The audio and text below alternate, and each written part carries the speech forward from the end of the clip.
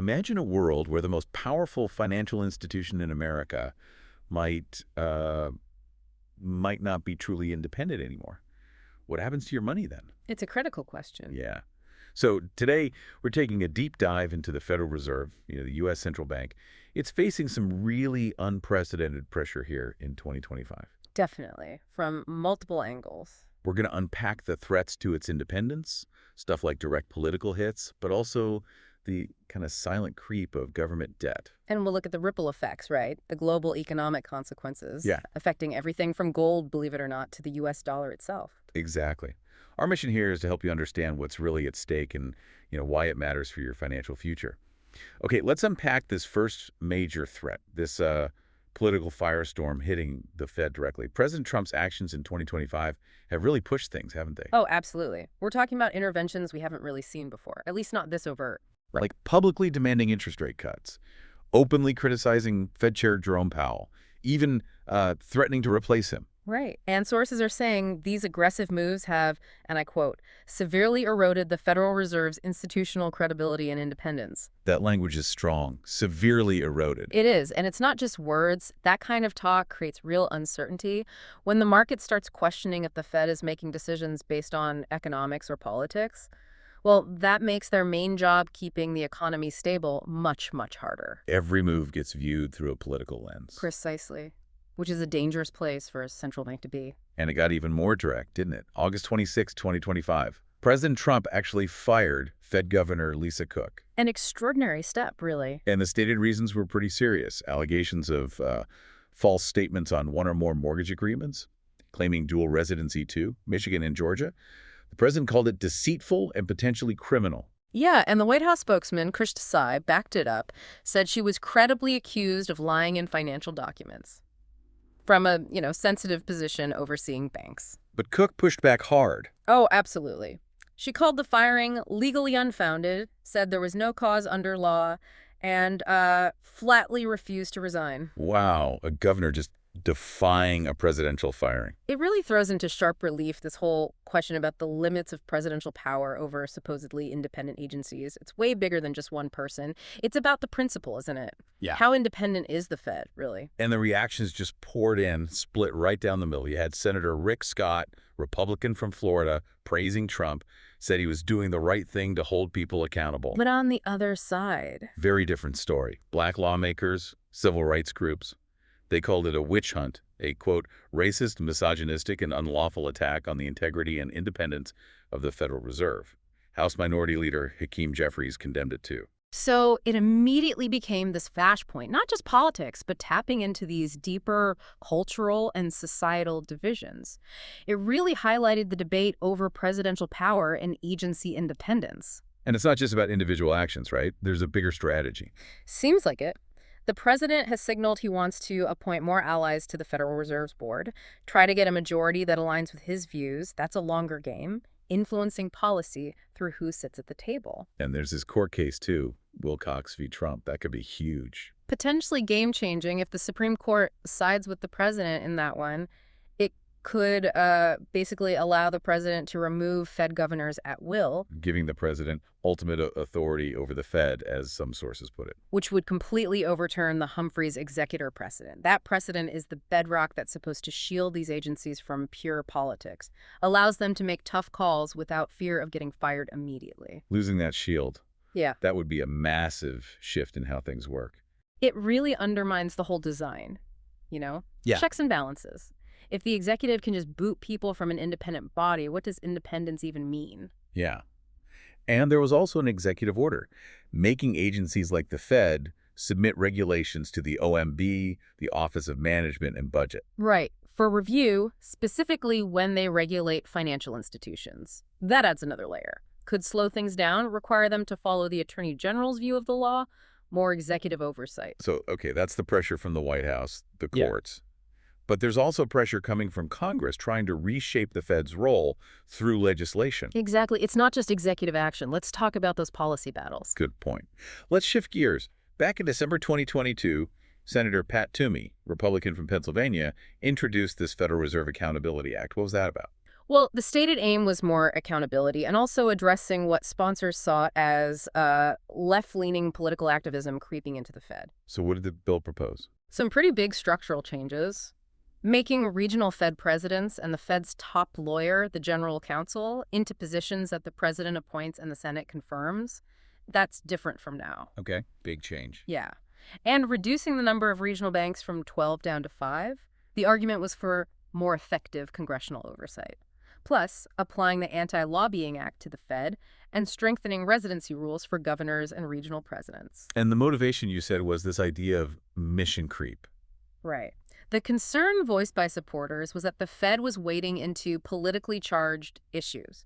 Things like global warming, social justice, racial justice, stuff they argue is beyond the core job of monetary policy and bank supervision. And there was some data cited. Yeah, a report from the Mercatus Center, it's a university research center with a free market perspective, they found, I think it was more than 1/5 of all Fed regional bank papers were coded as activist in 2021. Meaning they touched on those broader societal topics. Exactly. Topics critics felt were outside the Fed's lane. It definitely sparked debate about what the Fed should be focused on. Is it just money and banks or these bigger issues too? Then there's Project 2025. That's the Heritage Foundation's plan, right? Even more radical ideas there. Oh, yeah. They proposed some fundamental shifts, like going back to the gold standard. Wow. And maybe even more significantly, getting rid of the Fed's dual mandate. Explain that. The dual mandate is? Price stability and maximum employment. Keep inflation low and keep people working. Project 2025 suggests focusing only on price stability. Just inflation. What would that mean? Well, it raises big questions. Some worry that ignoring the employment side could lead to, well, maybe higher unemployment if the Fed isn't actively trying to support jobs. There was even chatter, like on Reddit and elsewhere, comparing it to potential Turkish-style inflation scenarios if things went wrong, basically, losing control. It's a serious debate about the potential trade-offs. So we have the White House pressure, the legislative ideas, these big policy blueprints. But you mentioned earlier, there's friction inside the Fed, too. That's right. It's not just external. The August 2025 FOMC minutes, that's the Federal Open Market Committee where rate decisions happen, those minutes reportedly showed internal divisions. Like what? Well, governors like Christopher Waller and Michelle Bowman were apparently pushing for rate cuts, maybe differing from others. So what does that signal to the markets? Uncertainty, mostly. It makes markets wonder, is the Fed going to follow the economic data or is it bending to political wins? When the committee itself seems split, it just makes predicting future policy that much harder for investors, for businesses, for everyone. Okay, so let's connect this to the elephant in the room, maybe. Government debt. You said this might be an even bigger long-term threat than the direct politics. Talk about fiscal dominance. Right. Fiscal dominance. It's a crucial concept here. Basically, it's when the government's borrowing needs start dictating monetary policy. The Fed's decisions about interest rates become, well, secondary to helping the government manage its debt. So government spending drives Fed policy, not the other way around. Exactly. And it erodes the Fed's power to actually control inflation independently. Yeah. It's insidious because it doesn't happen overnight. It creeps up as debt grows. And this puts the Fed in a terrible spot, right? A kind of unenviable choice. Totally trapped. If politicians keep spending, deficits keep growing, debt piles up, the Fed faces this dilemma. Choice one, hike rates to fight inflation. But that makes government borrowing way more expensive, risking a fiscal crisis. Whoa. Choice two, give up on the inflation target. Let inflation run higher to sort of inflate away the real value of the government's debt. Make it easier to pay back in cheaper dollars. We saw a bit of this during the pandemic response, didn't we? The potential for monetizing debt to fuel inflation. A definite preview. And sources warn it's likely to happen again unless deficits are seriously tackled. It's a real bind, no easy answers. And this connects back to the political pressure for rate cuts. It certainly adds another layer. President Trump's demands for lower rates. Part of that is likely wanting to ease the government's interest cost burden. Lower rates mean cheaper borrowing for Uncle Sam. Could save hundreds of billions. There's a strange irony here, isn't there? Yeah. That Fed independence might actually encourage more government spending. It's a really counterintuitive point some analysts are making. The idea is if politicians think they can just outsource inflation control to the independent Fed, maybe they feel less pressure themselves to be fiscally responsible. They borrow more, knowing the Fed is supposed to clean up the mess later. It's like a hidden downside to independence. Okay, so these pressures aren't just abstract theories. They're having real economic effects rippling out globally. Let's talk impacts. Those tariffs President Trump put in place, the 18% average tariff regime. Yeah, those have been a big source of inflationary shocks in 2025. And the numbers. The analysis we looked at suggests they increased U.S. inflation by 1 percentage point and unemployment by 0.5 points. Tariffs basically act like supply shocks. They make things more expensive to produce and import. Which makes the Fed's job on rates even harder. Exactly. And it's contributed to a weaker U.S. dollar, too. You feel this when you buy imported goods or travel. And what about gold? We're seeing a huge surge there. Absolutely fascinating. Gold prices shot up above $3,500 per ounce. Record highs in 2025. Why? What's driving that? A few things converging.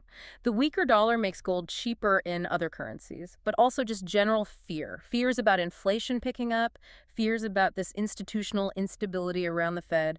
Gold becomes that classic safe haven and increasingly critical inflation hedge. And technical analysts are seeing patterns too. Some are pointing to a symmetrical triangle pattern in the price chart. That's often seen as a sign that a big move could be coming, suggests potential for more upside if these underlying tensions don't ease. And this isn't just individual investors buying gold. Central banks are loading up. Big time. This whole situation seems to be accelerating de-dollarization efforts globally. Central banks, China, Russia, Poland, many others, they've been adding massive amounts of gold.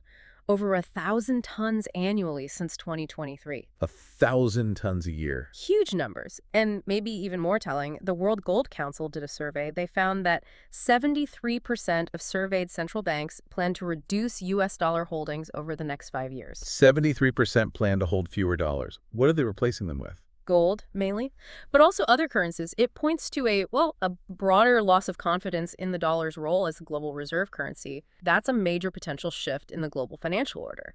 So for you, the listener, navigating all this, what's the takeaway? Diversification is absolutely key right now. That's the main advice coming through.